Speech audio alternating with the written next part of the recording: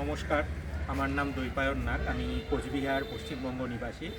So basically আজকে আমরা এখানে উপস্থিত হয়েছি।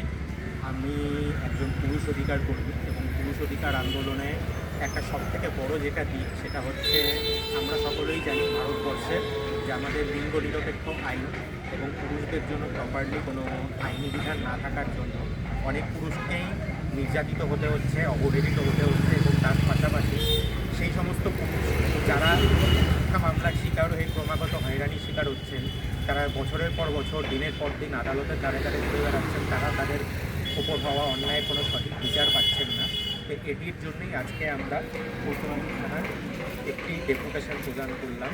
সেখানটায় আমরা সমস্ত আমাদের যেই দাবিসমূহ লিঙ্গ নিরপেক্ষ আইন, পুরুষ কমিশন এবং তার সাথে সাথে পুরুষদের ওপর যে সার্বিক নির্যাতন এবং শোষণ চলছে সেগুলোর প্রতিবাদে যাতে প্রশাসন থেকে আমরা সেই সহায়তাটা পুরুষদের জন্য অ্যাভেল করাতে পারি সেটারই কিছু দাবি দেওয়া ছিল। এবং আজকে আমাদের কর্মসূচির প্রথম ভাগ যেটা সেটা এখানে ডেপুটেশন দেওয়াটাই ছিল, সেটা আমরা এখন সমাপ্ত করলাম।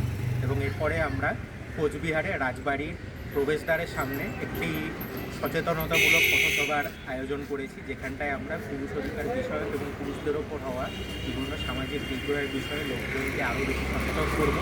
এবং আশা করি এতে করে আমরা পুরুষ অধিকার আন্দোলনকে আমরা আরও এক ধাপ এগিয়ে নিয়ে যেতে পারবো, যাতে করে ভবিষ্যতে পুরুষদের ওপর যে নিগ্রহ হচ্ছে, যে ক্রমাগত আর্থিক, মানসিক, শারীরিক হয়রানি হচ্ছে, সেটাকে বন্ধ করার জন্য আমরা প্রশাসনের কাছে সেই আবেদনটা আরও জোরালোভাবে পাঠাতে পারি, যাতে করে প্রশাসন আমাদের দাবি মেনে ভবিষ্যতে ভারতবর্ষে পুরুষদের জন্য একটি আইন, লিঙ্গ নিরপেক্ষ আইন এবং পুরুষরা যদি কোনো সমস্যায় পড়ে তার জন্য যাতে তারা সঠিক কোনো জায়গায় বিচার পেতে পারে সেই ব্যবস্থা করে।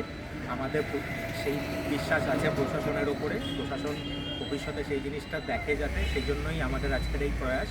তো আপনারা সকলে পাশে থাকুন, আমাদের এই পুরুষ অধিকার আন্দোলনকে সাপোর্ট করুন এবং আপনাদের আশেপাশে হওয়া পুরুষদের উপরে যে অন্যায় হচ্ছে সেগুলো নিয়ে সকলের সামনে নিয়ে আসুন সেটাকে, এবং তার পুরুষদেরকে যোগ্য বিচার পাইয়ে দেওয়ার জন্য যেই জিনিসগুলো করা দরকার অবশ্যই সেটা করুন।